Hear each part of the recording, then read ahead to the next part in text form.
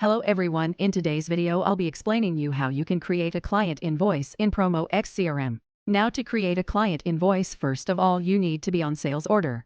Then once you are on the sales order, go on All Actions button and click on Create Invoice. PromoXCRM will automatically copy all the details that you have filled in the sales order, and it will transfer it to the client invoice itself. Now first you need to fill out all the information over here. These are the headers and footer notes of your invoice. And if you scroll down below, there's your client invoice that you are going to send to the client.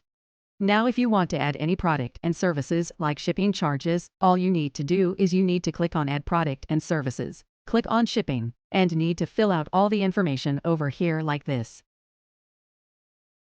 Once all of the information over here is done, click on Save, and it will automatically save the details in Client Invoice. And to send the client invoice, scroll up.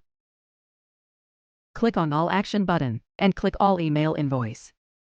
It will open up the email window. Fill out all the necessary information, and click on Send. This will send the client invoice to your client. Thank you so much.